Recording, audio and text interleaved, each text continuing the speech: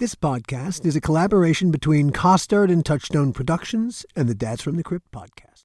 People all set for the show? No. Well, if you don't know what to do, you just follow me, because this is my 5th time here as host, and I'll try and, set everything up so it'll be easy for you. Have you seen a script yet? No. We've only been given one line. Well, can I hear it? Live from New York, it's Saturday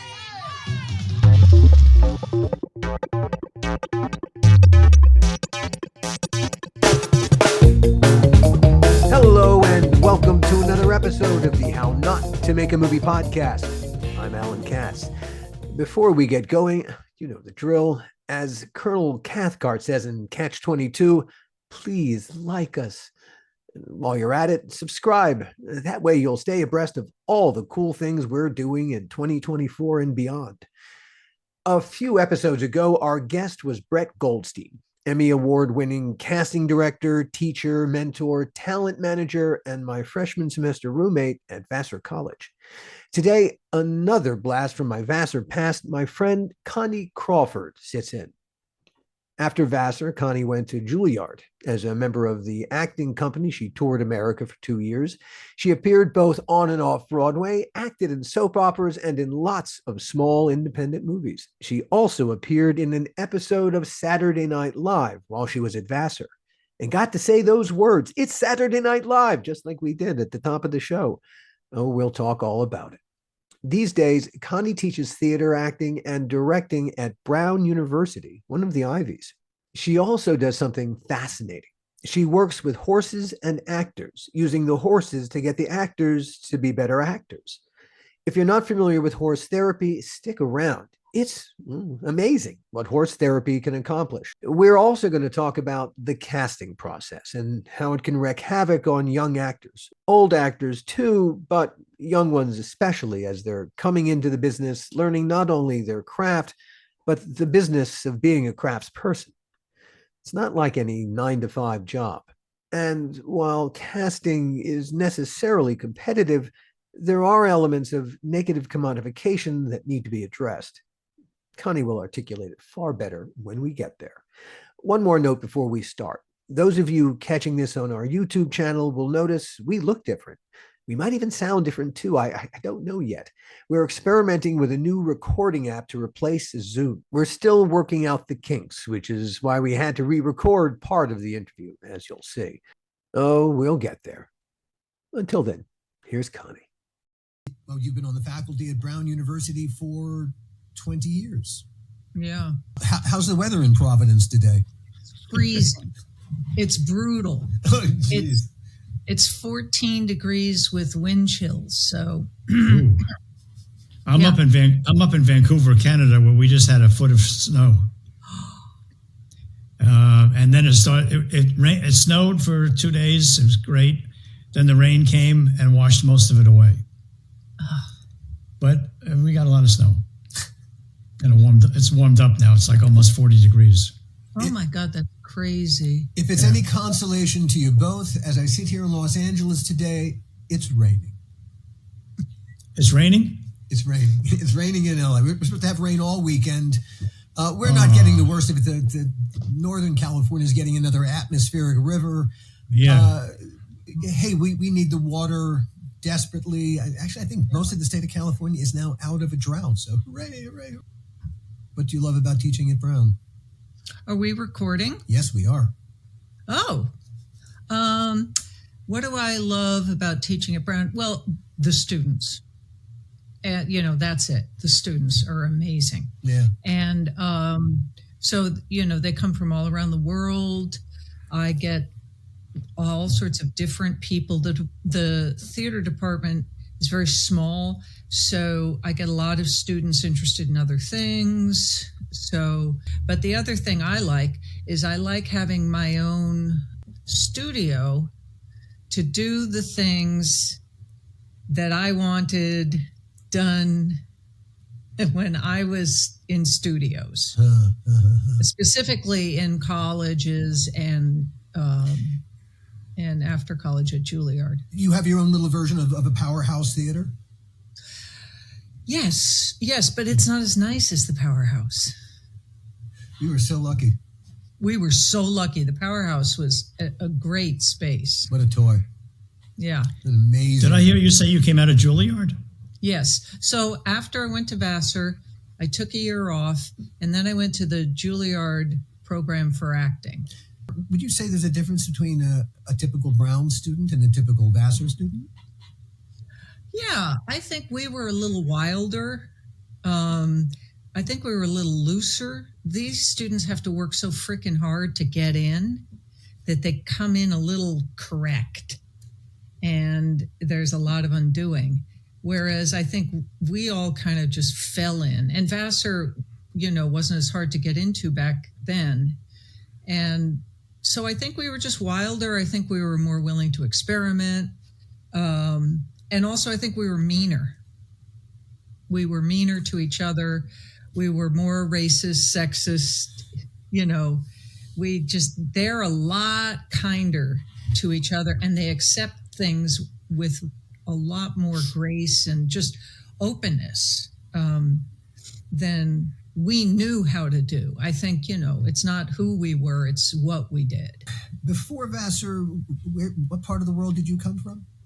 Well, I was born in New York City, and then I lived just an hour north in Westchester. Where in Westchester? Yeah. Well, originally in Bedford, and then Katona. I'm from Yonkers. Oh, yeah. What is that great film about the mayor of Yonkers? I don't know. Do you know the film about the mayor of Yonkers? I thought you were the mayor of Yonkers, Gil. Yeah, maybe it was about you, Gil. Right. I could be wrong. Maybe it's not Yonkers. Maybe it's, but I don't know. We'll look it up and follow up with that. Because if it's the one I'm thinking of, it's brilliant. Huh. Well, I'm going to ask you the same question I asked Brett Goldstein, our classmate. Do you recall what you wrote for your essay to get into Vassar? No. You don't? Okay. No, you got to understand. I came out of what was called the open community school. It was no grades. You were one of those kids. Oh. That school had 50 students, and it was kindergarten through 12th grade. Wow. So I was in a graduating class of 2. And so I was the bottom of my class. That is hilarious. And that school ended up falling apart and becoming a real, psycho weird place. So I technically never graduated from high school. I think they moved that school to Yonkers. Point is, I don't know how the hell I even got an application in. It was such a mess at that time, and I was half out of my mind. But I do remember my interview. And I remember that I just really clicked with the interviewer. And because I just thought I didn't have a chance. And why did you choose Vassar? Or why did you want to go to Vassar? Yeah, because my grandmother and my great-grandmother went there. You were legacy. Yeah. And my grandmother loved it. Also, it was small, and it had no, you didn't have to, there were no classes you had to take. Yeah, it's about like math or science. Exactly right. Hey, no math or science? I'm there, man. I'm there. Plus, the drama department was small. It was intimate. And yeah, well, I actually wasn't that interested in drama. I was interested in literature. So I was a double major. I ended up studying Old English and Middle English. What about Old English and Middle English appeals to you? Well, I wanted to work my way up to Shakespeare. So I figured I'd start with Old English. And also I was studying German, so it was kind of in the same pool. And because I just loved Shakespeare, I loved literature. And then when I was at Vassar, there was an incredible teacher named Julia McGrew who taught Old English. And studying with her was incredible. So we read Beowulf, and then with her we read a lot of Chaucer and other, Sir Gawain and the Green Knight in Middle English. And she was just amazing. And after I graduated, I went to visit her because when she retired to a pig farm in Denmark. And she as one does.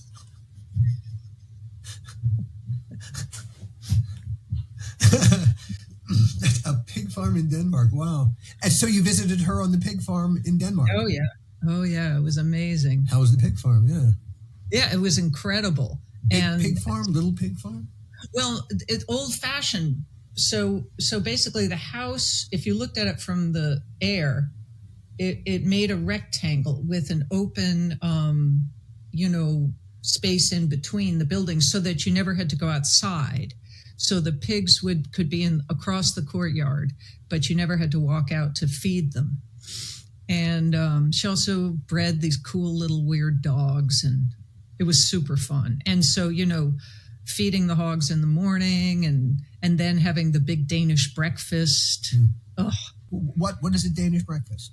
Well, what I'm thinking of, I call it a Danish breakfast because it was my experience, which was after you do your chores, they just lay out food. And of course, incredible bacon, sausage, but the cheeses, the coffee, the milk, it was incredible. And you were super hungry because, I didn't do any of the work because they wouldn't let me, but those farms, they were small. The ones I saw, it's how pigs should be raised. I'm surprised, Alan, you don't know about a Danish breakfast. I used to have a Danish breakfast every day when I lived in Manhattan. I lived in New York. I used to go in and get a prune Danish from the deli and a cup of coffee. All right, so you had one great professor at Vassar who would you say she altered the course of your life? No, but I didn't think I would stay so deep in it, in that study. And I just ended up doing so many plays that come my senior year, I was like, oh, I've got enough credits to do a double major. Which, bravo, by the way, bravo, well done. That is harder than it looks. Yeah, it was. It's a lot of work. Yeah, it's a lot of work. Were there any other professors at Vassar that you still think about a lot? Oh, yeah, a lot. There was another professor in the English department named Walter Di Maria, who was just it was. It's a lot of work. Yeah, it's a lot of work. Were there any other professors at Vassar that you still think about a lot? Oh, yeah, a lot. There was another professor in the English department named Walter Di Maria, who was just did you ever study with him? I didn't. He was not one of the ones because I took a number of classes in the English department too. Yeah, he was great. I remember studying Wallace Stevens with him and also a literary criticism with him. And he was just great. And I got along really well. But, listen, the people in the theater department were also really important to me. And listening to you and Brett talk about them was a lot of fun. And I don't want to wax too memory because go to town is interested, but screw them. It's our podcast. We do whatever the hell we want. But William Rothwell was an incredible, truly incredible person. Not the greatest teacher by the time we got to him because he was usually drunk. He was a mess. That raises a question. Had he been a noteworthy teacher at any point? I'm not aware of this. I don't know. Okay. Well, all right. But I assume so because I could tell that he loved good acting. He loved Tennessee Williams. He loved them deeply. But I always think of him as Miss Havisham because he was locked into a period of time. Gosh, yes. And that was it. As you and Brett talked about, he would show up in full hunt apparel, boots and jodhpurs and the coat, and half out of his mind, he's so drunk. And he also had this way of talking, and he'd roll into, I remember our senior acting class, we hardly ever had it. I don't know if you were in the same class I was, but he would roll in and say, "You're all exhausted, go home." You remember that? Yeah. I don't, but senior year is I remember a lot, but man, it was very blurry because so much was happening, both in real time, but also emotionally, psychologically. Yeah. It was utter chaos. I don't remember a lot of my academics from senior year. I just remember the extracurricular stuff, and it was all such as what we got to do together. When we first got to Vassar, though, in our freshman year, as we're all sorting each other out. Now, obviously, you were a fan of Saturday Night Live. Oh, yeah. Back to the beginning. Oh, yeah. Because I remember I grew up in a house where we did a lot of drugs. So my mother grew marijuana. And so by the pool in Westchester, instead of a garden, was marijuana plants. What did your folks do? Well, they were separated. So my father was a hardcore conservative right corporate lawyer. And my mother was just this wild entrepreneur, poet, person who was incredible. Like she would do things like around 72, she staged a poetry reading with William Burroughs, and nobody came because he was deemed sort of passé. You know what I mean? He hadn't yet been out of the limelight long enough for people to go, oh my God, he was great. And so she would do things like that. She was really interested in art and promoting art. Like who is the director who did Sweet Sweet Badass Song? You're not talking about Melvin Van Peebles, are you? Yes, that's it. Right? Really? Melvin Van Peebles. Well, what was his son's name? Mario. Oh, Mario. That's Van right. Peebles. Yeah, Melvin Van Peebles. Wow. Yeah. So she would, back him in some incredible theater piece in New York that, I of course never saw it because I was too young. But so she was just really interested in the arts. I was great friends with Melvin. You were? Yeah, because I started out in theater in New York as well. And Melvin had an apartment above the Carnegie Deli. Wow. Right above the Carnegie Deli. So anytime Melvin wanted to see me, he would call me and he'd say, I need to talk to you. Why don't you come on over? And I'd go, well, Melvin, I'm doing this, I'm doing that. And he goes, listen, if you come over, I'll get a sandwich from the Carnegie Deli. I'll bring it upstairs. We'll split it. And if I was really cagey, I could sometimes get him to get me a bowl of soup as well. But I knew Melvin until he passed. And He lived in that apartment all that time. Wow. So what's, so you must remember some of the theater stuff. Had two plays, I can't remember the names of them. It'll come to me in a minute, that were very successful on Broadway. But he was really a delightful person to be with. I loved being with Melvin. We just got along so well. I'm going to drag us back to SNL. You were a fan going way back. It comes to drugs is what I'm trying to get at. Yeah. It comes to drugs. Doesn't it always? So one night, of course, what do? You smoke some pot and you get high and you watch TV. So I'm watching TV and I suddenly see this commercial, and I think it was something about Chevy Chase is like a psychiatrist on call or something. And of course I didn't know what Chevy Chase was. And I remember just going, what is this? What? This is so, what the fuck is this? And then it went into the next piece. I'm like, holy shit, this is a show and it's live.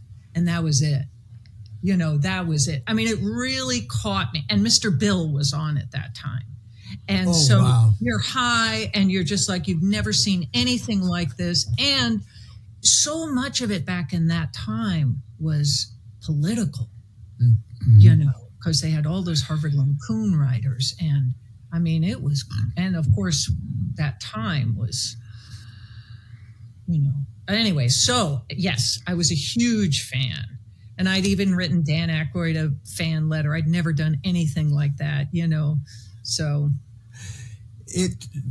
every one of the original Not Ready for Prime Time players, yeah, they became iconic. I know in my head, those, not only we wanted to be them, really desperately wanted to be them, but what kind of path was there for any one of us just watching the show? There was no way to get from point A to whatever point that was. Connie and I were freshmen when SNL entered its third season. In season 2, Chevy Chase had left, Bill Murray had arrived. They were still in flux. Thinking outside the box, SNL came up with a cool idea for a contest. Anyone can host. And I think there were going to be 5 finalists, and one of those in the audience was going to vote on one of those finalists, and that person would get to host an episode of SNL.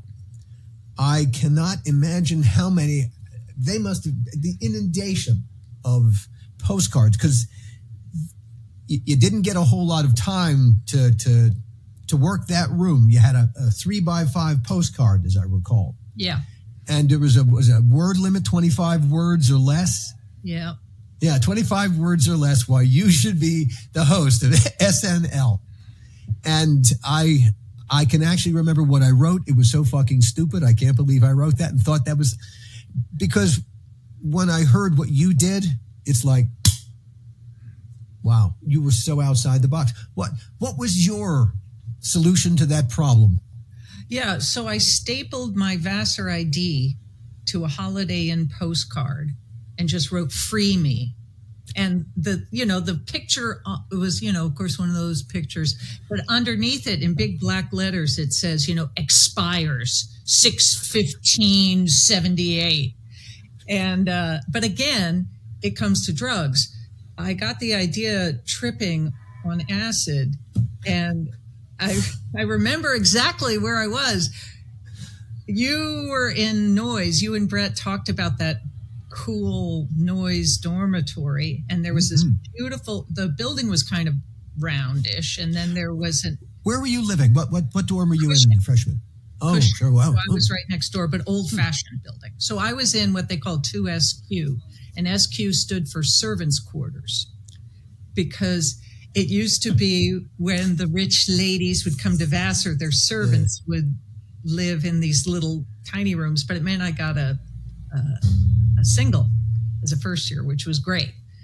Near Noise, the Noise dormitory, there's this big, beautiful round field, and around the edges of that field was this cool little wood area. And it was so beautiful. I mean, Vassar campus, let's just say, it's so beautiful. Extraordinary. Really wonderful to spend 4 years there. Just fantastic. And so I was in those woods with a friend, and we were tripping, and I don't know why, but I pulled out my ID and I said, oh my God, wouldn't it be awful to be the person who lives in there? And so we started saying, oh yeah, and you can't do anything without your ID card. So if the ID cards staged a revolution, the whole institution would shut down. So, we're running around the woods with our cards, staging their revolution. And I said to myself, yeah, that's it. My card is going to sacrifice itself to freedom and slip out of my pocket at night. It's going to, one of its mates, it's going to staple it to the Holiday Inn postcard, and it's going to, of course, they didn't get the subtleties of the political statement I was trying to make. Okay, but you're getting to explain them now. And it's genius. It's genius. Hey, it got you the gig, didn't it? Yeah. It was really fun. It was a fun experience. What was it like? All right. All of us are watching the mailbox thinking, oh God, please let it be me. How did they tell you it was you?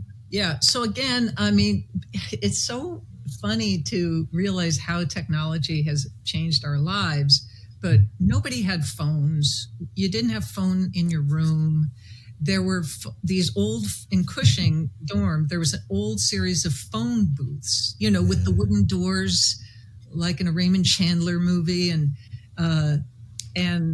then when somebody called, there was a person, who would take messages, and they'd fold them and put them in your little slot. And so that's how I found out was, the talent coordinator left me a message, and then I had to go to the phone booth and feed it and call. What did the message say? It said, call Barbara Burns, talent coordinator, Saturday Night Live. All right. So it didn't say you're a finalist. Oh, no. Because they had to, they had to do some screening.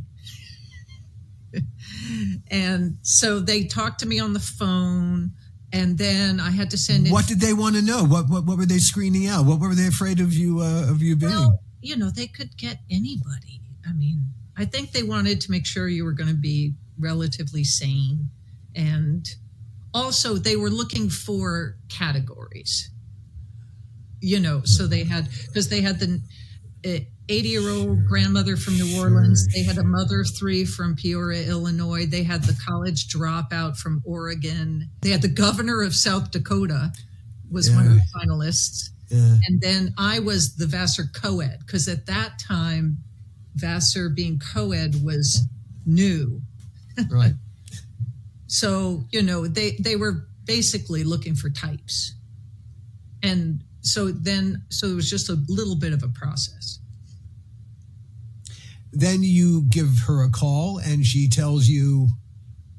Yeah. So then, again, I would, it would be this relay, and I would get these little folded messages. And so after, some conversations and stuff, she said, call Barbara Burns. And then she said, yeah, you're it. And come to New York tomorrow. And Vassar's only an hour or so from New York. So it was just, here we go. How would you describe? All right, I assume that was good news. And oh my God, yes. I mean, what noise? How would you describe the noise you made? I don't know. I mean, so I still am very good friends with 2 of my friends who were in the dorm, and they knew about it. So we just all, hooted and hollered. And who were these? So these Carol people? Goodman, who is an author. She's a great author. She writes a lot of wonderful mystery books. And Gary Feinberg. And Gary is a real estate person in Miami, and a painter. And then Shari Norton. Do you remember Shari? I do. Yeah, Shari was the hipster from Manhattan. And she was the first person to have purple in her hair that I ever saw. And she recently died, which is too bad. But anyway, so it was super exciting. And going down, it was just beyond exciting. It was, and, what are you going to do? I mean, it's too exciting. You just can't believe that I'm nothing. It's a pure pinch me moment from start to finish. Oh, yeah. And you got to meet the cast, but you got to work with some of the cast?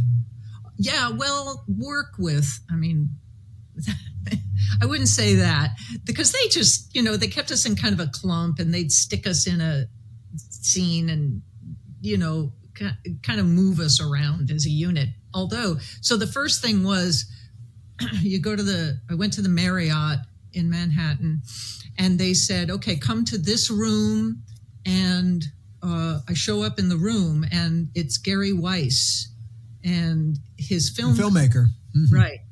And because he used to do those short films, he was kind of the Robert Smigel, doing these really cool, they didn't have to be funny, really. It could be esoteric. Yeah. Yeah. That's a good word. Yeah. And anyway, and then there's Buck Henry, who was the host of the show.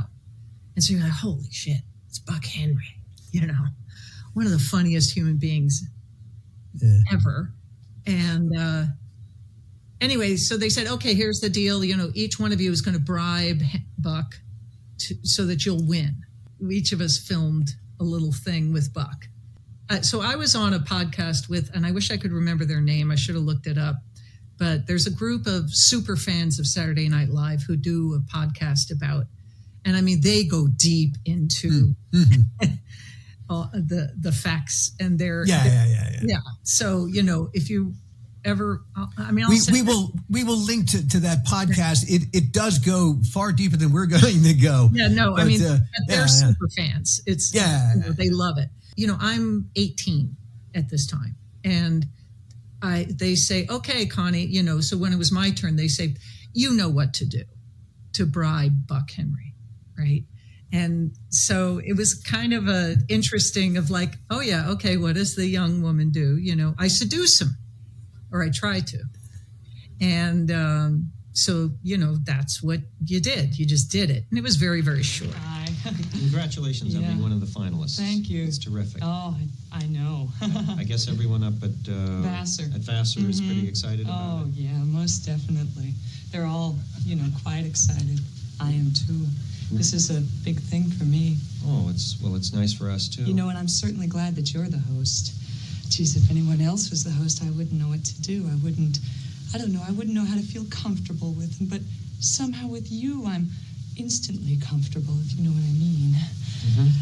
Are you sort of interested in becoming a host? Hostess? Oh, am I interested? I've never been as interested in my life. Do me a favor. Just Sure. one little favor. Take off your glasses. Oh, that's what I like to see. Well, Connie, Bucky boy. So it was basically just an improv. Oh yeah, it was just an improv, and they used the first one because after that, you know how it Take is. Connie. Well, but you know how it is. Sometimes you hit fresh, and It's an thereafter, improv. right? But the fun, although that was super fun, and Buck Henry was very, he was great because he was very not threatening, but he wasn't invasive in any way, and he was just a gentleman. And but We had the pleasure of working with Buck on Tales from the Crypt. did you? And you seduced him the same way, I think. It's funny, we got to work with some of the coolest people in showbiz doing that show.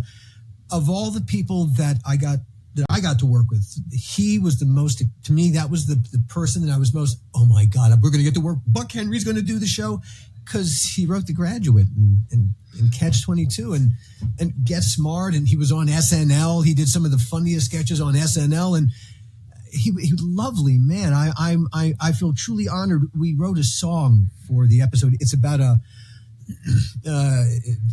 beauty contest where the contestants don't realize that the winner is going to get killed and she's selling coffins. She's going to be the body inside a coffin. And Buck is the MC for this perverse contest. And so we wrote a song for him, and I wrote the lyrics to the song, and getting to write words that Buck Henry spoke. Yeah. I could have died a happy person after that. So, yeah, absolutely. Oh, Yeah. Buck was lovely. Our circle comes around yet again. Yeah. What an extraordinary mind and talent. And, and just there were no like, oh, you're this kind of person or that. He was whatever was good, he was interested in. It seemed to me, The old lady won. Yeah, of course she won. She was so charming and cute and old. And, Do you think it was fixed? No, not at all. Not at all. I think she was, because that's who she was. She was just genuinely charming. And the idea of just this old lady, super old lady from New Orleans. She had been alive in the 19th century. So, but the thing that was funny for me was meeting the governor of South Dakota, because I had spent 2 summers on a horse ranch in the boonies in South Dakota when I was in high school. And so when I met the governor, I just was like, wow, I spent the happiest months of my life in your state. And then we became just great friends. Really? Oh, Yeah. wow. He was sort of my buddy. And he was a really nice guy. An interesting friend to have. Yeah. So you don't get the final. She does. Disappointed, you head back to Vassar. No, I have to say, I guess I was disappointed, but I really never thought it would. We tried and everything, but I just never, I don't think it was ever real that it would have happened. So I come back to Vassar, and so one of the things that I remember early on at Vassar was seeing a play in the lounge area of Noise. Did you direct that? I did. And what was it? Was it an Albee play or? Oh gosh. Actually, it was written by feminist playwright Megan Terry, and it was called In the Gloaming, Oh My Darling. It was about two old women in a nursing home who smuggle in an old man to help them relieve the boredom. Alan, I don't know if I ever told you, but I thought it was so cool because I remember seeing it, and my high school was so weird, and I had jumped to 3 different high schools, and I did spend a year at Andover and burned out, and anyway, but I didn't really see a lot, and I thought that I was like, okay, now I'm into something totally different with theater because it was site specific. It wasn't in a theater space. I remember it was really clean. The acting was a little kind of almost reserved, and the text was interesting and weird. It was new to me. It was modern, and I felt I was like, oh, okay, I'm in a new place now. One of the cool things about the drama department was that we were a community unto ourselves.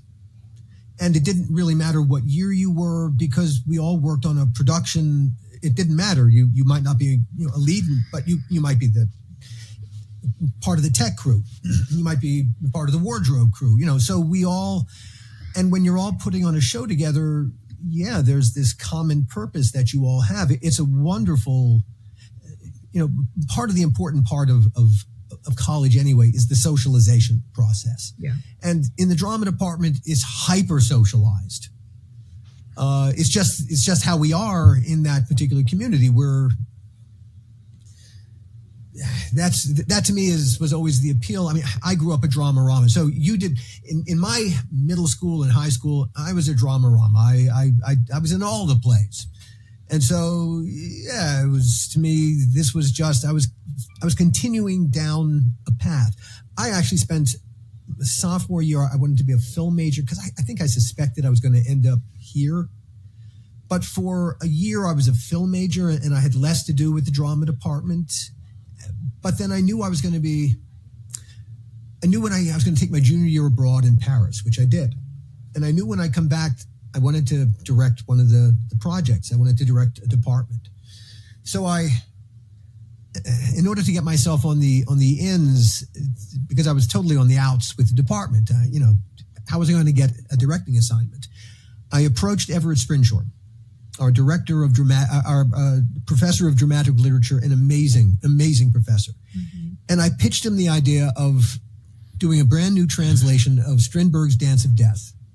And he got so tickled by it that he did it. And because he did it, I got the directing slot. Very smart. And so when I came back, I had my directing slot. And we talked the other day briefly as we were catching up. And we'll talk about some of what we talked about if you want to. But we talked about the casting. And as I went back and I ruminated about how I got my cast, I had first choice. They gave me first choice of the whole department. Wow. And I knew that Eric Menyuk was going to be my lead. There were a couple of women in the department who could measure up to Eric, big guy, but also his presence really was big. A big thunderous kind of presence. There were a couple of women in the department who could have, but none of them could hold a candle to you.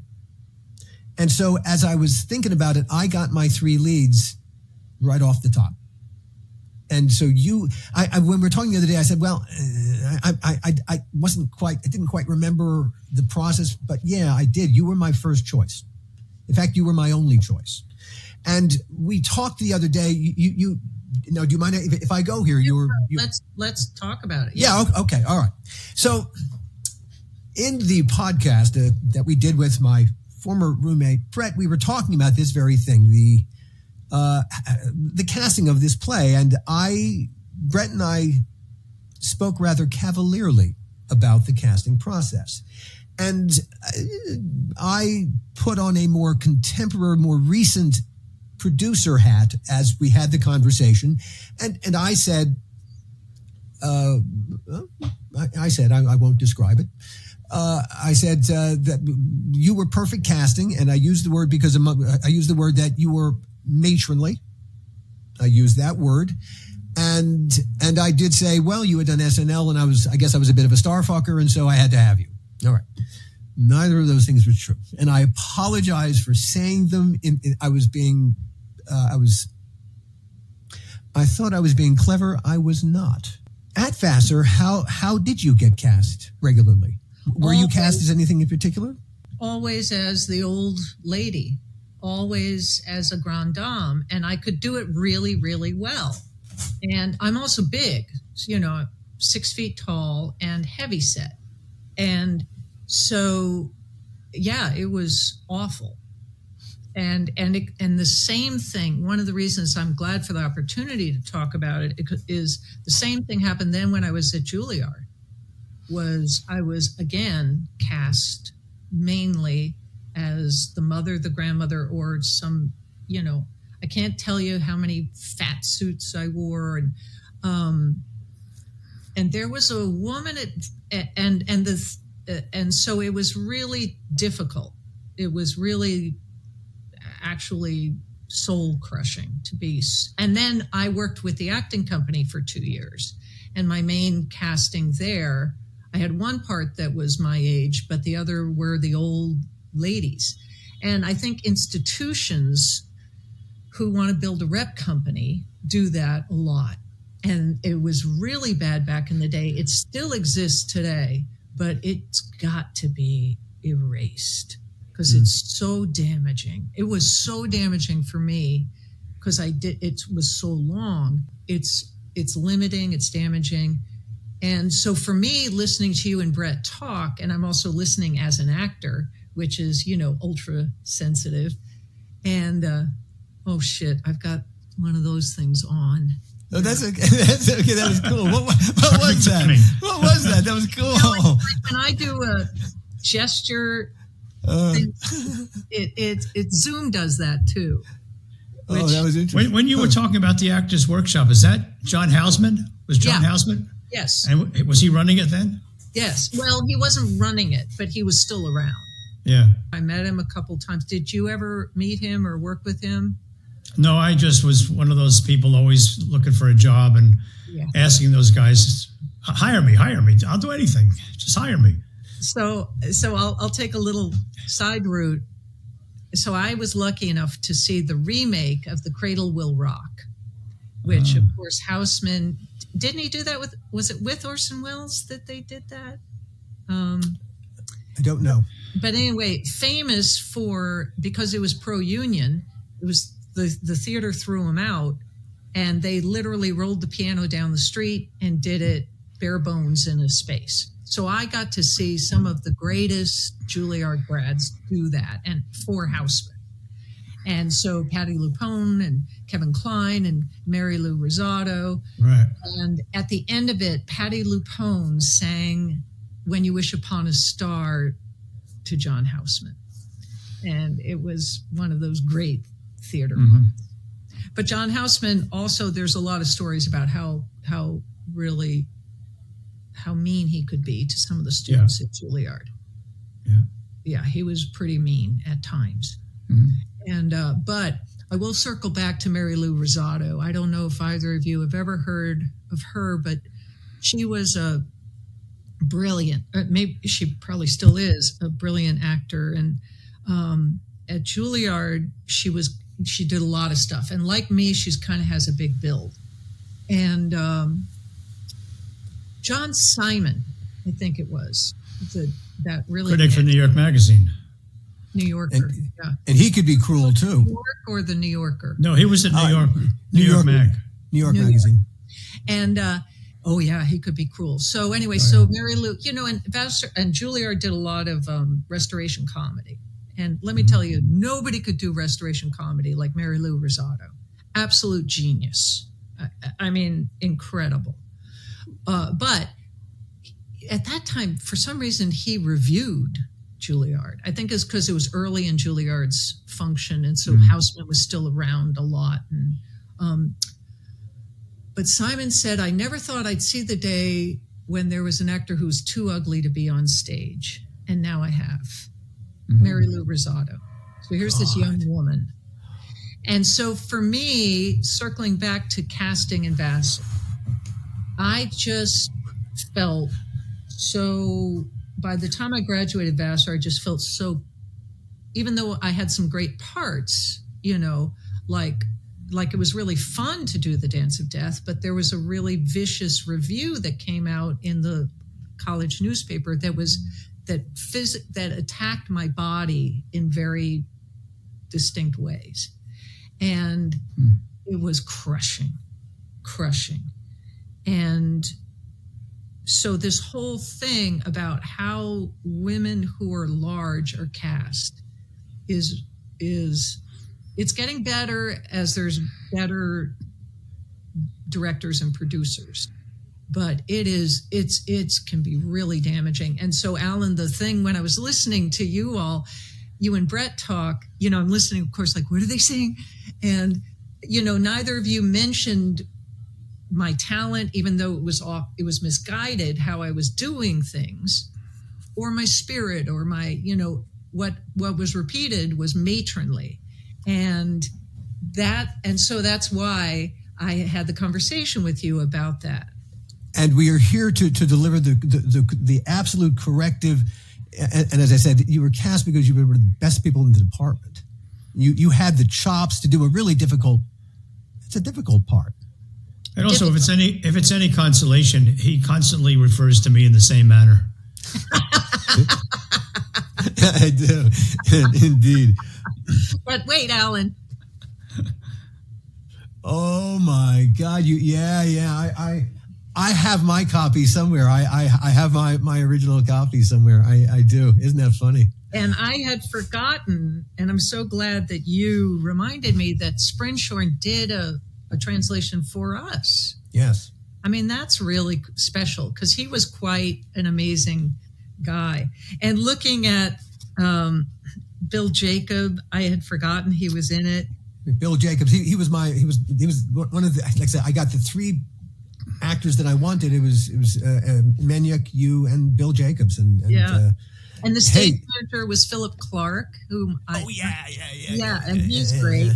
And then special thanks to John Tenney, you know, and Chris Carney. Well, John, we were living with John in a townhouse. He was our freshman. He was a freshman at that time, and he was our roommate. And I can't remember specifically why I thanked John. I'm not sure, but it's funny. I ended up hiring John for an episode of Tales from the Crypt. Yeah, he's a great actor. Yeah, lovely person. And you all did, because I was so jealous, that Cabaret. And it was directed by Scott Battello, right? Yeah. And Lisa Zane, except, you know, that they took all my songs away because I was so, you know, I was miscast. I should not have, really, if you talk about casting, I had no idea what I was as an actor. After Vassar, I did one audition as an actor. I had no idea what I was as an actor. Yeah. Was I a leading man? No, not in anyone's. Yeah. No, not in any way, shape, or form was I. And because I had no idea what I was or how to sell myself or what to audition for versus what not to audition for. Yeah. It was, you know, part of what, you know, we taught the art of acting, but no one thought about teaching the business side. They still don't.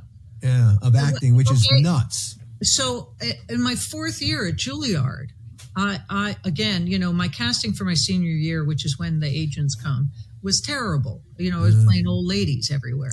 And I went to one of the directors of the school and I said, you know, I don't have an agent yet. I knew nothing about the business. I didn't even have headshots. But my classmates are getting signed right and left. And I went to him and I said, I don't have an agent yet. Should I be doing something? And he said, no. He said, don't do anything. He said, they'll come running. And I thought, oh, okay, so it's a thing where it's like love. You want to act a little cool. Well, that was like the worst advice. This was a professional school. So I didn't do anything. I worked with agents, but I never got signed. And I mean, maybe I wouldn't have anyway. I'm not saying that his thing, but coming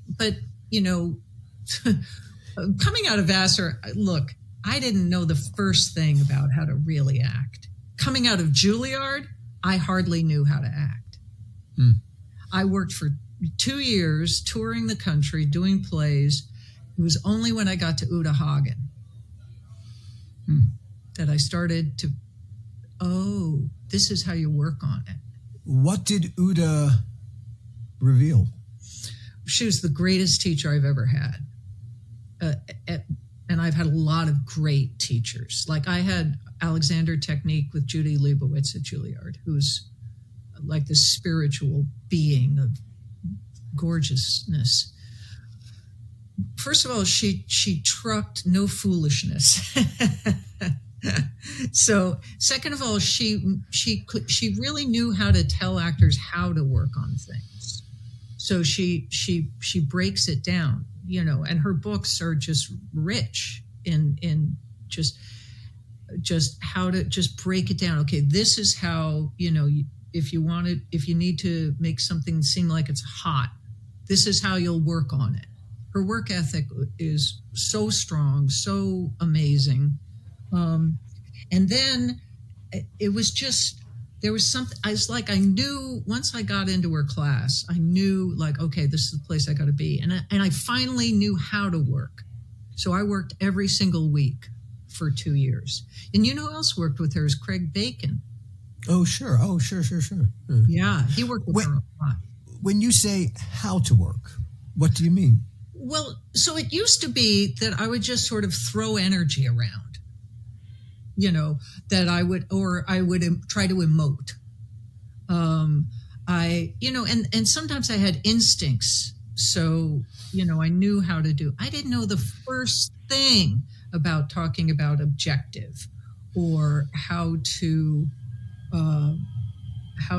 create an emotional energy and then what to do with it other than just emote. And she had very, like her exercises about how to enter a room, bringing in your moment before. And so, I tried teaching it at Brown, and I had a student who hated doing those exercises because they're really boring. Because one of the things she would do is she would make you just be. And I think you and Brett talked about, and Brett said something about just being in front of a camera. Yes. Well, yes. Acting for the camera is different from acting for the stage, because if you act for the camera's going to see you acting. You'll have to cut it out. And so she said, well, the thing you do is you bring your life from the moment before. So you've got to go really deep. What are the details? Where am I coming from? What's my mind engaged with? And you would do these exercises, and then you come in and do just daily boring things. But they were never boring when the actor was engaged. And so, right, but you're also tracing. You're training a muscle. Yes. And so her series. So I taught this to one of my students, and he just hated it. He was just like, "This is so boring." And then he got cast in his first film, and he had to make an entrance. And he contacted me, and he goes, "I got it." Yes. If you get a second chance at life, take it. Take it. So since we're now rolling and we're talking, this is the hey. The bad news is technology screwed us up. The good news is technology screwed us up. And the even better news is that you were available, Connie, to help fix some of what the technology did to us. Thank you. Oh, my pleasure. As I was editing the episode together, one of the things that I added is bits and pieces of your appearance on SNL. Do you think you have much of a chance of winning? You look wonderful. You look so incredibly youthful. Well, I was. Well, I was 18. Yeah, Yeah. it's watching you at 18, so fresh faced, and you. It was great fun. The thing I'd quite forgotten was it was actually a pretty good no, it was a really good episode, It was. a terrific episode. Oh, good. Just because I didn't mean to watch the whole episode, but it was so good. In looking for, because they had the segment where you all try your ruses with Buck Henry as the last segment. So I was forced to watch the whole SNL episode to get there so I could see it and grab it. But God, among the sketches, Stunt Baby. That's a great fucking sketch. I mean, this is the thing, is that they were just more raw, a little more honest about their humor. And they gave me a book that included a lot of scripts and also the handwritten notes and stuff. I mean, I'm sure it's something you could probably buy somewhere. And in it was Davis, and what was his partner? Oh, Franken and Davis. Franken and Davis. Tom Davis. There was also a really good Franken. Yeah. There was in this episode, there's a great Franken and Davis segment. Yeah. Well, I mean, and they were also great in just, there was an edge to it. I mean, that's a word we use a lot, but there was an edge. And in this book, there was this recipe for cooking placenta. That they wrote. And, it's that placenta. It was called Placenta Helper. That's right. Yeah. And it did not, the censors did not let it on. That's right. But it's in the book, and I mean, I'm sure that a lot of the writers over the past 20 some years some of them want to write that kind of stuff, but it was so at the heart of it. It was so raw. There were sketches I still remember, super bassomatic. Oh, I mean, it so in your face. Well, because it was improv. These are all. But it was improv. Also, they were willing to be vicious. Yes. But in the moment. And really political and in a darker way. And I think they were allowed to be, maybe, because. Oh, yeah. Some of among the original writers was Michael O'Donoghue from the National Lampoon. And he introduced a segment that was on your episode, the Mr. Mike's Ricky Rat Club. Oh, yeah. A really dark, twisted, a dark, twisted version of the Mouseketeers. Really, really funny. Really funny. Yeah. And I mean, I don't want to just stay in the space of everything was better back then. But I think, I don't know, but they were probably allowed to be edgier, but they just were. And, I mean, the fact it's been running is some kind of tribute, but John Houseman, who was not always a nice man. You said.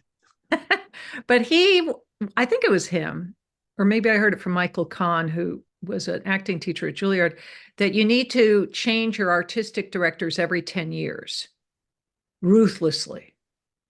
And, I mean, far be it from me to say that, SNL should change things, because there's been so many of those brilliant, the Bill Hader sketches that John Mulaney wrote. I mean, those things just kill me. You have remained a fan all this time? Not really, but every so often something like that will catch me, and it's Bill Hader's performance and Mulaney's writing, the Stefans, those characters, just, it kills me. Anytime I need to be cheered up, I just listen to it. And every so often there are these performers that just are brilliant. Kristen Wiig is. Oh, gosh, as anything, pretty much. The talent that has come out of that place, really tremendous incubator of yes and no talent. Yes and no, because there's a lot of stories that obviously I don't hear firsthand. So it's all gossip if it's coming from me. But there's a lot of stories about, I think Nora Dunn wrote some things about that it didn't treat everybody well. And specifically, I think, again, I shouldn't even be saying this, but women. And so, in other words, a machine like that's going to chew artists up. Yes, and spit them out, which is really my point. Was simply it was spewing talent out into the marketplace. Now, a lot of people wanted to get into that and be part of that. I know it was a pipe dream of mine. It was one of the things that was watching you be on that show, incredibly envious. And in the years afterwards, I don't know about you, but I felt rather proprietary toward the original cast. And when they all left after the 5th season, it's funny, I misremembered. Bill Murray had replaced Chevy Chase. Yes, that was the 2nd season, and you were on in the 3rd season. I misremembered it as the last season. It was the 3rd season. And so actually there was a lot of interesting stuff yet to go. I think in the 4th season, then guys like Harry Shearer joined the cast. There was more. Who's one of the greatest comedic actors ever. Harry Shearer. Oh yeah. Oh yeah. Oh my gosh. I mean, just incredible. But I think my point is also, coming out of school so much. I spent so much time in schools, and that, there's a lot of talented people who weren't even hired, who you look back on and you're like, how could you miss that one? Sure. And people talk about the audition process for that being pretty rough. And maybe it needs to be because of the physical difficulty of that job. Well, the challenges, the creative challenges, if you cannot stand the intense heat, if you're going to melt, or as who's that great actress who did Marcel the Shell, Jenny. Oh, that's terrific. That's a great piece. Yeah. Well, so she made the mistake of swearing live and was thrown off. And she's one of the funniest, most terrific actors. And she's just great. But in other words, we know we always know the ones who are celebrated. And we need to kind of stay open to the ones who may have been damaged by it, or it just didn't work out, and try to kind of take a more rounded view. You make a really cool point. Okay. All right, at some point, Lorne Michaels is going to step down. Yeah. Someone suggested the other day Tina Fey would be the perfect type of person. I heard that too. I mean, who knows? I mean, I'm hearing as just a thought in the ether. It would be wonderful, no matter how many steps. It seems like up until recently, and I think recently the nature of the material at SNL has begun to change in a lot of profound ways. A lot of the last couple of seasons, I was away from it for a long time. I just had no interest in it. And then the Trump years, it suddenly, one needed that outlet. One needed in the midst of all the darkness, and they caught something particular about it, and they became, I don't know, for me, I rediscovered them. Yes, well, and Trump has done a lot of good for a lot of comedians. Stephen Colbert. I mean, it was when he latched on, and and like you said, especially during the pandemic, I so relied on Stephen Colbert and John Baptiste. I learned to love Seth Meyers, and his corrections is one of my favorite things to watch. I don't know if you've ever seen it. I haven't. He does this brilliant, I think it's brilliant, of anybody who writes responses to a segment, or sends in like, well, you mispronounced this word, or actually the plural of, platypus is platypi, or any of these kind of niggly things. he calls people who write in jackals, and he does one whole segment once a week where he responds to just the jackals. And it's great. It's real. I must catch that. It sounds wonderful. I mean, it's Wonderful. really, at first you're like, who's he talking to? Because there's only like the people who work on the show. There's no audience. So you hear like 4 people laugh. And at first you're like, what the hell is this? But I so enjoy it because anyway, but I think that thing about Trump and the pressures of the pandemic and all the other pressures, really comedy becomes increasingly important, and especially intelligent comedy, as Jon Stewart taught us. Well, but Jon Stewart is really out of the SNL, out of that environment. And yeah, oh yeah, it created a comedy. Well, where Richard Pryor could do that scene with Chevy Chase. What an amazing sketch. Wow. Yeah. Yes, you couldn't write that today. You certainly, I don't know who would dare do it. Well, things have changed and for the better in some ways, but I think, it's that use of comedy in a kind of an old sense of the word, of like the clown who's making fun of the king in front of everybody. It's subversive, but it's got to be smart.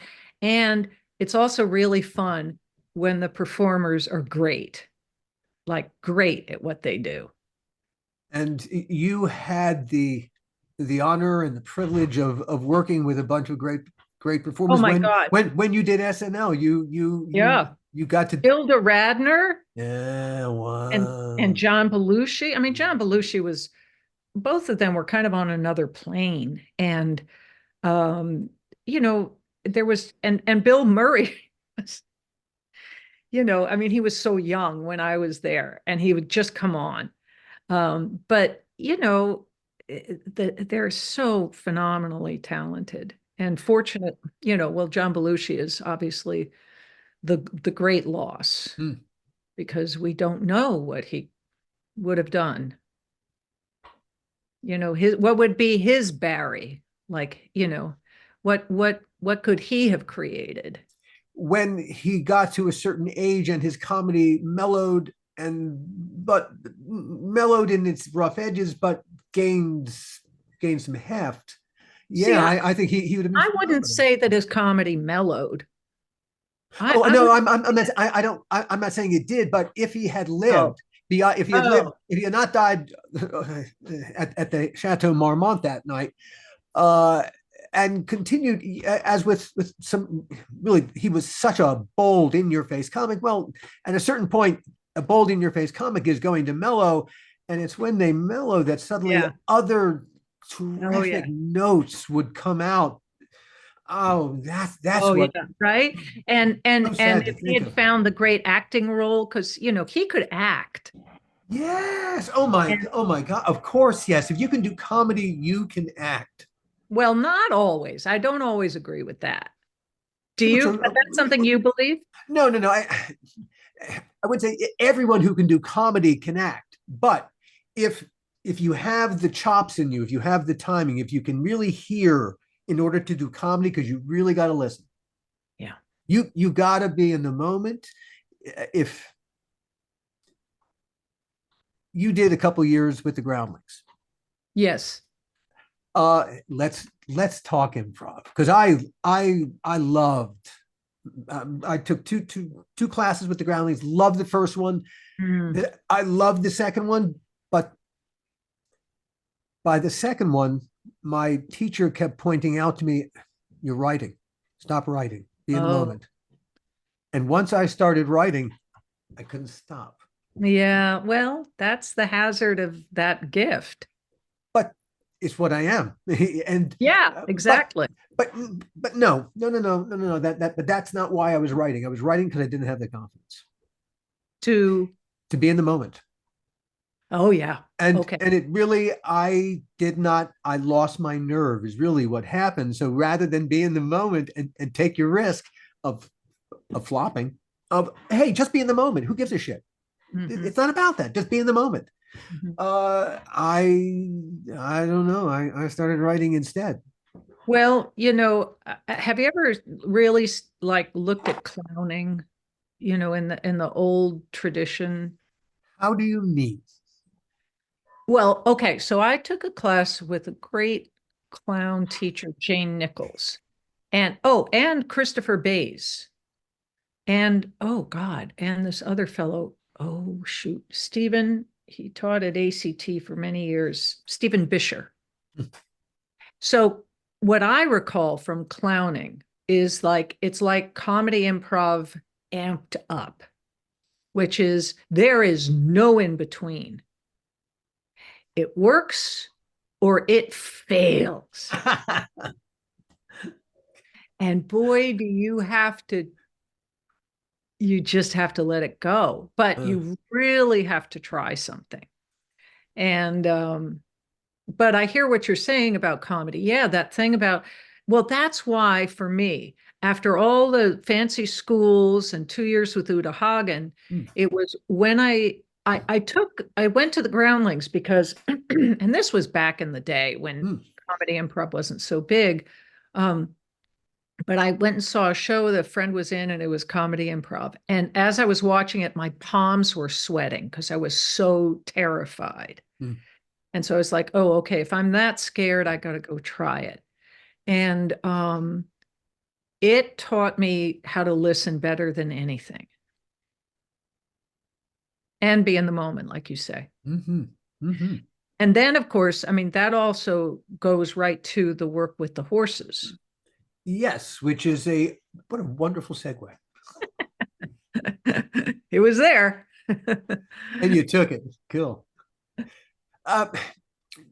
We talked a bit about your teaching at Brown. What made you think of horses plus teaching? Yeah, so I mean, I had worked with horses when I was younger, and as later in life, when I went to see a free demo by this horse guy, and he kept talking about intention. You have to have a clear intention and your energy behind it. And he just kept saying intention, intention, intention. And so I was like, okay, that's absolutely what acting's like. And then I started experimenting it. I started really studying the kind of horse stuff that this fellow did himself and people he had learned from, and tried to get as much hands-on interaction with horses, which, I didn't own one. So I had to kind of jump around. But you did have some experience with horses. Horses weren't right. Strange yeah, creatures.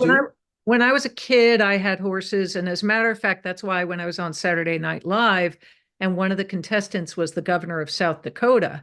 Well, I had spent 2 summers on a ranch in South Dakota, just riding horses, but working on training. And anyway, so then I started playing around, and I just realized that live interaction of a human on foot, a horse on foot, interacting, and there's so much about energy and intention and awareness of your partner. And so, horses are hyper aware of so many things. Yes. So you said you had worked with horses. I did. I have a friend who is involved in horse therapy, and they invited me to try it one time, and I was blown away by. There was one horse in particular that the guy who was running it, that he worked with a lot, and these are horses that did not get ridden. That was not past that point in their life. And the horse, when it was my turn, the horse stood on the other side of the corral. And my mission was to, without moving my arms, just being, was to draw the horse to me, was to make the horse want to explore me, want to know me a little bit better, to give me the chance, maybe even to know it. And it's a little terrifying because it's a big animal, and I'm just a wee little thing. And But it should be a little scary. well, yes, yes, yes. There's a huge amount of trust involved, and especially as the horse puts its face in yours and sniffs you, and I very much recall as the horse exhaled and I inhaled, there was something, I felt a connection to that horse in that moment, and yeah, me and the horse, we had our moment, and then the horse was done with me, and it was the next person's turn, but yeah, the thing it required was, in a sense, letting go of everything inside me and just being. Yeah. And see, the horse experiences, how they experience us is different than we experience ourselves or even other humans experience us. Now, a lot of people talk about horses being prey animals and we're predators. So some people say, well, there's an inherent, not conflict, but tension. I don't know about that, but being a prey animal, it's the horse's job to be hyper aware of everything, and things are more important. So it's a great model for actors. High stakes. Everything is important. What's that sound? Okay, no, it's all right. I don't have to run. And so it's great to have actors in there with the horse. And also the other thing that I really like about it is learning how to really see your partner, really see what they're doing and not put your own stuff on top of them, but really notice details and make clean observations. So it's very much like Sanford Meisner's work about, what do you see? And then just repeat on it and notice every single change. Because if you're not seeing, and seeing is just one sense, whereas there's actual multiple senses. But if you're not seeing your partner, how can you play off of them? I would even say sensing. And yes, I think sensing's a better word. Yeah. And so anyway, so that's been something that's been really super fun. And it's really my current passion is, just learning how to work with horses better, how to get along, how to kind of let them be themselves better. And, there's a lot of cool stuff that's been done and a lot of amazing work that people are doing all around the world. And they're just beautiful and fun and, and it is fun to ride them. So And that there's is, that. yeah. You going back to Vassar for a second, we talked about Bill Rothwell. Oh, yes. We the other faculty members who made an impression on me. I remember Liz Villard. Yes, I remember her. I didn't have much to do with her, and she, That's I was like a little scared of her. That's funny because I had more classes with her than I did with Rothwell. Yeah, no, I had a lot with Rothwell. My I would.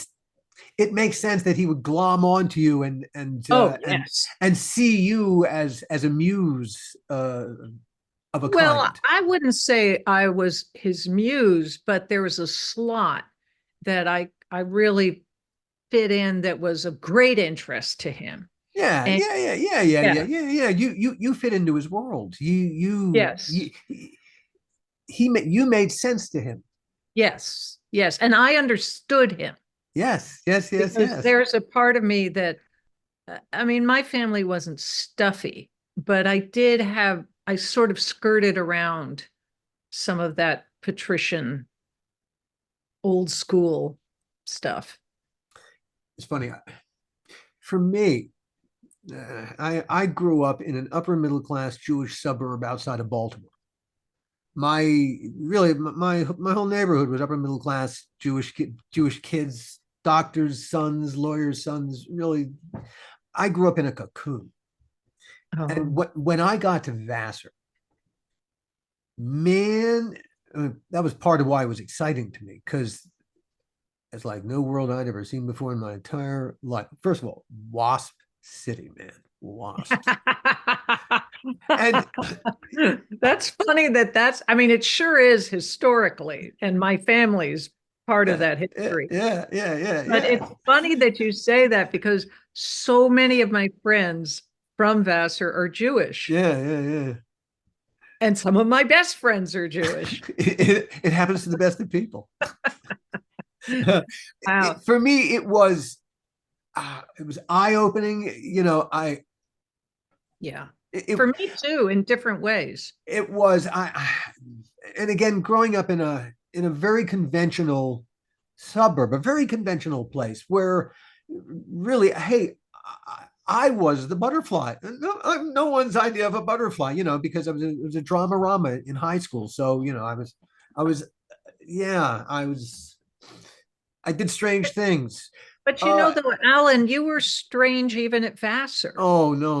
When I got to Vassar, I was, well, man, I'll tell you, I remember two people in really in the first couple of weeks that I was there. Her name was Rebecca Lieb. I'm sorry. Yeah. Loeb, Rebecca Lieb and Mitchell Merlin. Yeah. They were best of friends. Yes. And I remember watching them. They were playing Nazi spy. They were just running around. They were wearing trench coats and they were playing Nazi spy. And I said, "What are you guys doing?" They said, "We're playing Nazi spy." And then they went on playing. And I thought, I'd never met anyone in my life who would do what they were doing. And I loved what they were doing. And I wished I was clever enough to do what they were doing. That's how exciting the world was. Well, but they're very exciting people. I mean, and they were to me too, and they still are. And I mean, there was a lot of really interesting, bright, adventurous people there. And it is a very small school. So you do get to know people. But my experience of you is that you were a little bit of a wild fellow. Like I told you about the show that you did in Noise Lounge. I was like, oh, okay, this is something new to me, so. I blame Groucho Marx. Good. Everything anarchic. Yeah, I mean, from the time that I was 10 years old, I emulated Groucho Marx. So anything to tear down authority, any way to do it just differently than however anyone else wanted to do it. I don't know. That made sense to me. It's funny, my great grandfather, as my family was emulating from various parts of Europe to these shores, my great grandfather on my father's mother's side, a guy named Havis, while everyone was becoming a citizen, he refused to. He said, "I'm a citizen of the world." Wow. And something of that guy absolutely is in my blood. I'm very proud to be an American, but I'm not a joiner. So, but that's why Vassar appealed to me, because it was filled with people really, yes, like me, and that included you. Hey, I did not know, or if I did know about how you grew up, in going to those very non-traditional schools, I had completely forgotten it. But yeah, so that's why when people like you, when we all had the privilege of getting to play in a place like Vassar, and people, really creative spirits like you and creative spirits like me coming from these vastly different places. Well, holy shit, that's the whole point of the exercise. Look at what can happen. Anything. It's magnificent. Yes, and that's where, a good admissions office is really important, so that you can have a Rebecca Lieb and a Mitchell Merling and a Shari Norton and a Carol Goodman and Gary Feinberg and Connie Crawford, Alan Katz, and and all the other people like that we loved. We took inspiration from, whether it was up close or from afar. And like some of our teachers, and one of the teachers at Vassar who meant a lot to me was, is it John Curtin or Bill Curtin? It was John Curtin. John Curtin. Yeah, Kurten. Yeah. He was, I don't know, for some reason I really connected with him, and he was just always kind of a solid support system. And I really appreciated him. And, like I've said before, I found my connection with, Julie McGrew, and studying Old Norse with her and Professor Di Maria, or the great, oh shoot, what is his name? The ancient Greek professor, James Day. Mm-hmm. Do you remember James Day? I remember he was celebrated. He was a famous scholar, and he would do sessions where he would sight read, Homer from the Greek, translate it. And I mean, he was brilliant, but very troubled. And it happens. He used to sit. I mean, this is just sort of trouble. Trouble isn't a nice way to put it. He used to sit, of course he had that huge long beard, and he chain smoked cigarettes, and everybody smoked wherever they wanted pretty much. And he smoked so many cigarettes, he was all yellowed and tarred in the fingers, and he would wear these 3-piece tweed suits. And I remember he'd sit in the, what was the name of that place that was near the mug where you would sit and eat? What was it called? Oh gosh. Okay. It was like in the college center. Yeah. It was a little cafeteria, but it had little tables. Yes. Yeah. He'd sit there and he'd chain smoke, and he would sing these absolutely filthy sea shanties at the top of his lungs. I mean, just just full out. I mean, it was so great. And I don't know. So I was lucky enough to study with him once, and but this is what made being there great, because it was filled with a bunch of really eccentric people who in the outside world you might not do so well, but here in this community, everyone fed everyone else, and God, I loved my time at Vassar. I loved the idea of a liberal arts education. High school. Now, you didn't go through conventional school, so you're. Well, I did. I went to 3 different high schools. Okay, all right. So I went to a huge public high school. Okay, so you got a little bit of regulated schooling. Yeah, but then I went to Andover Academy. So I went to the high pressure prep school, and then I went to the hippie school. So okay, I see. Yeah. Okay, I misunderstood the battle order.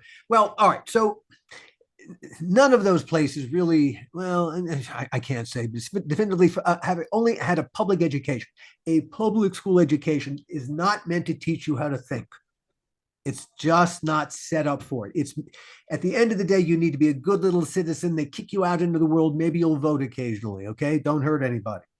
It's not until you go to college where really the whole point, seemed to me, was to teach me how to think. Yeah, I agree. Analytically, from all these different ways. And it's really under assault right now. Of course it is. From whom and for what reason? Because teaching people how to think is a very dangerous thing. It makes them from a liberal progressive. Yeah. Yeah, and it is really under assault. And I mean, there's a lot of problems with, so I teach at a liberal arts school, and there's a lot of issues there. And, but the assault on truly liberal arts is really, we're in it. We're just right in it. And when they're banning books, yeah, you're definitely there. Or when Elise Stefanik can get the president of Harvard, basically, I mean, they say she resigned, but what choice did she probably have? I mean, it's really scary. There were accusations of Plagiarism. Plagiarism. Yes, thank you. Yeah. Which really, it was false. She didn't plagiarize. It was the notes weren't quite accurate in terms of it was fiddly stuff, which the guy who brought the accusation, his wife was guilty of the exact same infractions. Yeah, I heard that. Stop it. Well, but this is this is political. It's got nothing to do with anything else. It's I mean, perverse. we're in it. And as you're saying, having had the benefit of being a young person in that atmosphere, like I expected to go to Vassar for a year and then I was going to transfer, but I so loved it that I just stayed. And I mean, and I worked really hard, both in the theater and in the the studying of the old English. But and these students, there, I mean, you have young, but they need it. They need to have a place where they meet people who are very different from themselves and then are forced to think critically, read critically, write critically, and be able to talk to different people with different ideas. And to fail a little bit. And to fail a lot. Best thing for any ever. of us. As long as it's not too deep a fail. It's got to be structured failure. Well, I wouldn't say structured. I would just say, what would I say? Just, it can't be cataclysmic, because that can just destroy a spirit. Oh, always possible too. But if there was a way to design failure into teaching, not of the teaching, but so that really there was going to be failure, because that's the only place where the actual teaching happens. But you have to fail as a teacher, though, too. Oh, as you know, I mean, of course. Yeah. Yeah. Success only teaches you that your shit doesn't smell, and that's bullshit. Your shit never stops smelling. Now you're doomed to fail, friend.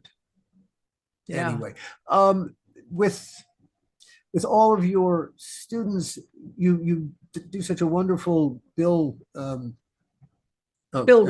Bill Rothwell. Thank you. You do such a wonderful Bill Rothwell.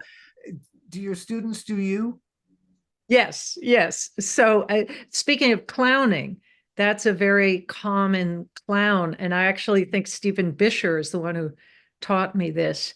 It's very useful sometimes to have your students imitate you or do a clown version of you.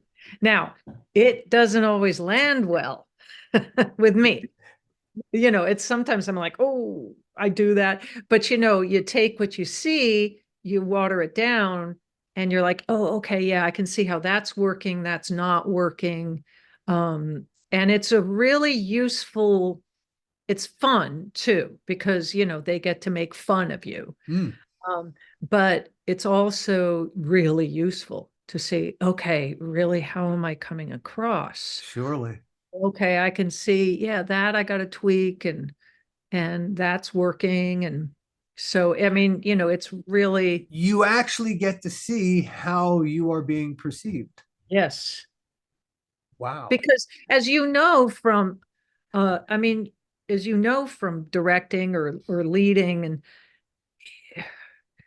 when you take control of a room or try to lead a room, well, it's like the horses. There's some horses that, you might need to grab the halter and say, you got to come now, or some circumstances where it's like, sorry, we don't have time, we got to go now. But there's other times where you're like, hey, could you, do you think? Oh, okay, not now, and it's like, how do you get them to want to come?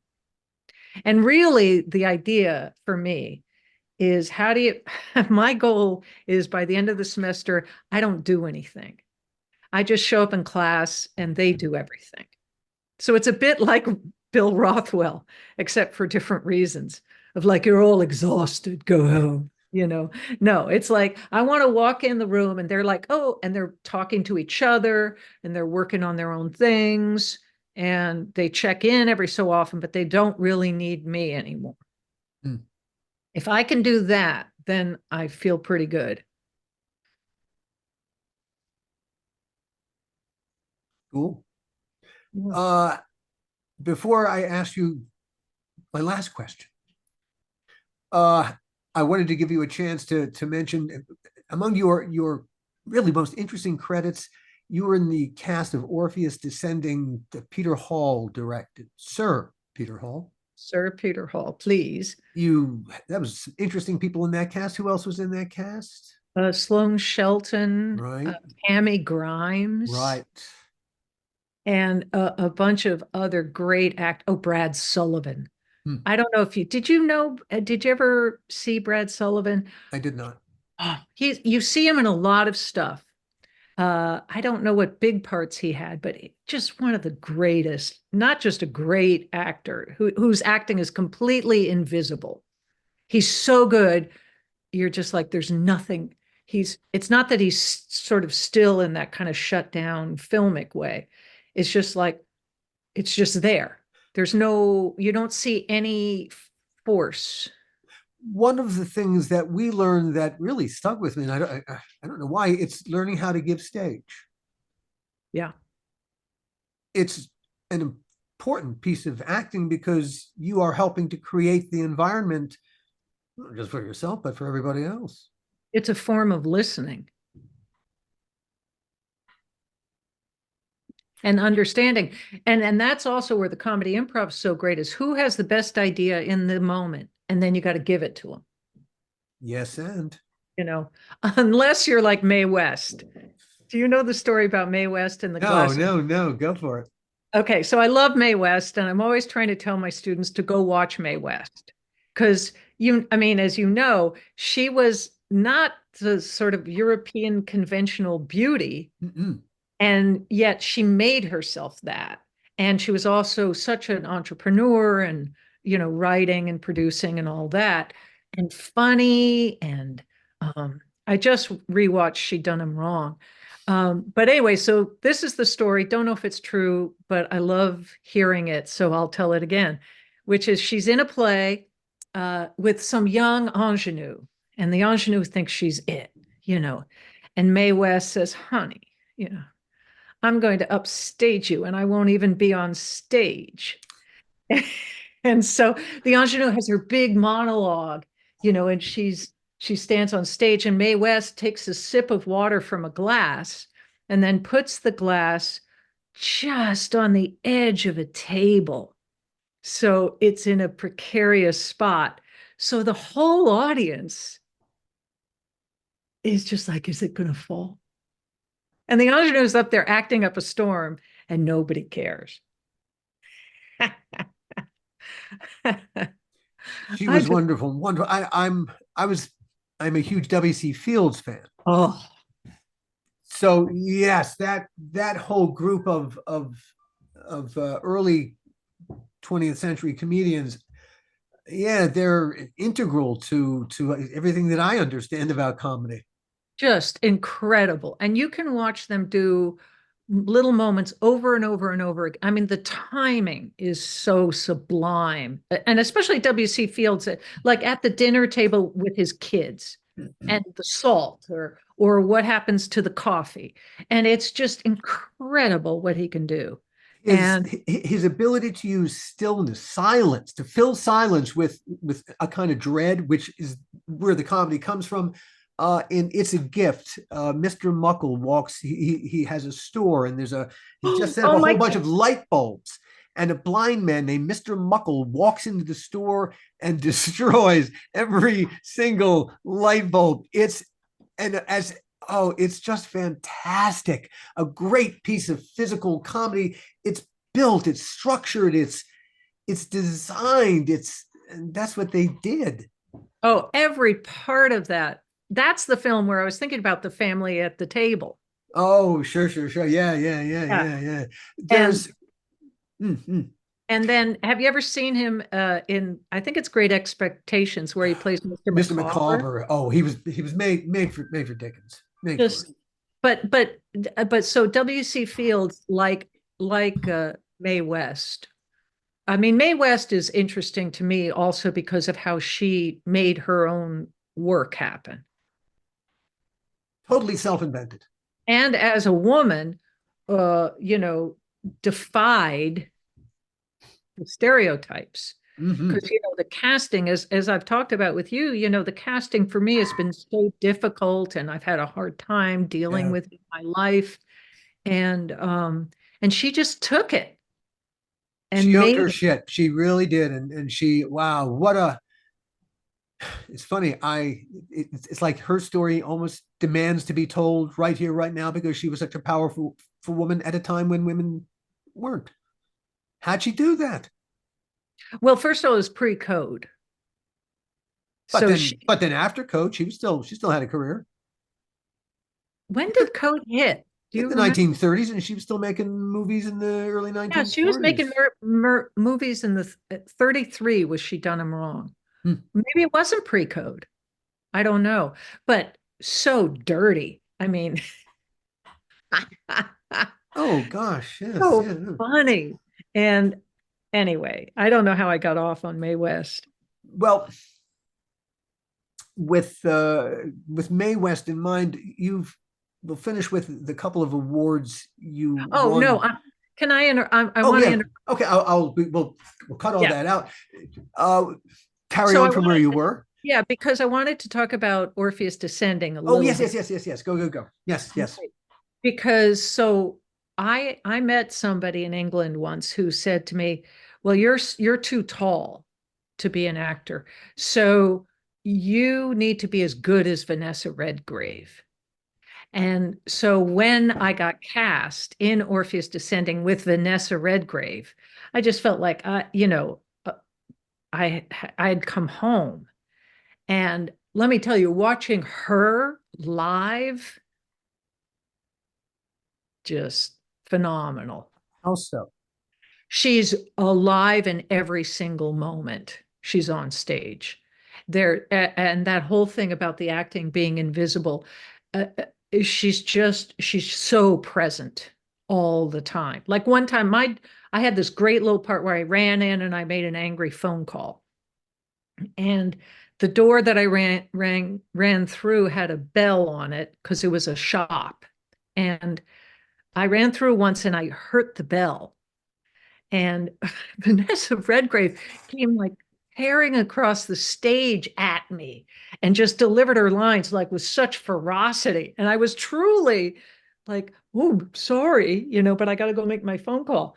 And because I had damaged her bell, She was so in the moment. she was so in the moment and fearless about Yeah, she just went with it. just Yes, here it is. yes, Yeah. and And and yet it was also backed up by research because her character's family was from Italy. I think the lady might have been born in Italy. And at one point in the play, it's Tennessee Williams, she picks up a violin and just plays a little tune from her hometown in Italy. Well, of course, Vanessa Redgrave learned how to play that style of violin, fiddle, we would call it, so that she could just do it so casually, like it was nothing. And, so you have this great talent and, but backed up by research. And then she was so generous. And, you know, everybody was always invited to go do stuff with her. And, I worked on this whole other project because that was the year that the wall in Berlin came down. And, she's a very active socialist. And so for her, this political event was huge. So she organized this huge event where she gathered all these artists to come and raise money. And I mean, the people who were there were just incredible. Like I remember Andre de Shields singing What a Wonderful World.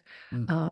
And they did a scene from, I think, The Three Sisters, with Corin Redgrave, who is one of the great actors, Lynn Redgrave, Christopher Reeve, and Sigourney Weaver. You know, I mean, it's just like Yeah. incredible. Yeah. Pinch me. And working on that show was I mean, that's obviously the biggest job I ever had. But it was just so much fun. Oh, you know who I got to meet was Myrna Loy. Oh, cool. I mean, she was sitting backstage one day and she just had her hair was perfect. She's wearing a full length mink. You know, I mean, yes, don't kill the animals, but she's such a movie star. And, you know, and I was like, because the guy who ran the door was Doug Abel. No, not Doug Abel, Douglas Carter Bean, who wrote To Wong Fu, Thanks for Oh Everything. gosh, sure. Yeah, so he's a playwright who's running the door, right? As many of them are. And anyway, he calls me on the intercom and he goes, Connie, you got to come down and see Myrna Loy's here. So I came running down and I made some excuse to go get water from the fountain near her. And I spilled everything because I was like fumbling. And she said, oh, she's just dying for some water because she knew what I was doing, you know, but it was just being around that level of actors. Yeah. And Oh, Tammy yeah. Grimes, I mean, you want to talk about stories. And I understudied Tammy. Huh. And she once, we were in Midtown, okay? We were, you know, at the Neil Simon Theater, so 52nd Street. And one time the cab let her off a few blocks from the theater and she got lost walking to the theater. And Midtown, it's a grid. So I was putting on my makeup to go on for her. Oh boy. She was lost somewhere in Midtown. I mean, she got there and she was great, but anyway, but thanks for letting me reminisce about that, because really being around Vanessa Redgrave was profound. Oh, sure.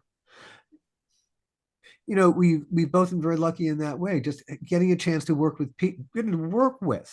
I mean, yeah, meeting these people is cool, but I don't know, getting to work with these people, that's been the rarefied air. Yeah, and sharing that energy, you know, and you Yeah. being part of the room. Yeah. It's really, really special. Yeah, and we're lucky to be here today. Amen. Mhm. No argument, sister. To finish, I wanted to point to a couple of awards you won, and I wanted to give you a chance to talk about them. You are a proud winner of the Kevin Kline Prize for Best Comic Stage Fight and the David Mamet Prize for Best Stage Fight. Wow. Yeah, so that was at Juilliard. Cool. And we were taking a fight class with B.H. Barry, who was just B.H. Barry is on Broadway. He's the guy. He's the fight guy, isn't he? yeah. And what a great teacher, and his whole team. I remember the people that came into class with it was just so great. It was so much fun. So he did this where we designed our own fights and presented it to all these fancy people and won prizes, you know. And so I don't even remember what the David Mamet fight was. But I was good at the fight stuff. But Kevin, what particular fighting did you enjoy most? We're talking about fencing. We're talking about hand-to-hand combat. What are we talking about here? Mostly the hand-to-hand stuff I liked. Huh. But I think I could have really gotten into fencing or any other kind of weapon work. But it's such great training for actors. And it's just fun. I mean, everybody loves it. But anyway, so for the Kevin Kline, so there's a great actor named Greg Jabara who was in my class, and wonderful actor, great comedian. He's on, is it Blue Bloods? Is that the show that's on TV? Yeah. And I think he's there, and he won a Tony, and I honestly don't know what for, but he's just terrific. But anyway, back in the day, he had a lot of black hair and a big kind of jaw, and he looked like Fred Flintstone. So we took in the Boom Boom room, and we rewrote the fight scene in the Bam Bam room. And I was Wilma and he was Fred, and it was such fun. I wish someone had videotaped it. I'll bet it was. It's probably better remembered. But I suppose that's true about so many things, and yet I'm so glad that we've had this chance to remember. Gosh, it's one of the things I'm so glad that I'm doing this podcast, because it's been my motivation to catch up with people I would never have caught up with otherwise. And that would have been such a loss. Thank you so much for sitting down again with me, in spite of our technical difficulties, as we're fond of saying here, we only think we have the technology. The technology has us. Thanks so much for reaching out, Alan. I'm so glad I did. I have so many more questions and stuff that I want to talk to you about. Like I said, we were talking about something the other day. Did I not suggest a podcast to you for something that you were doing? Yes, about the horses, because I'm about to jumping into an experiment. Okay. Stick a pin in that. I'm going to circle back to that because it's such a cool idea. I'm going to nudge you about that. Okay, good. All right. And if it ends up with getting to work together creatively on a project, glory hella fucking Luya. I'm so there. So great to talk to you again. Great to reconnect. And hey, who knows where anything goes in this crazy mixed up world of ours. And thank you, everyone, for listening. As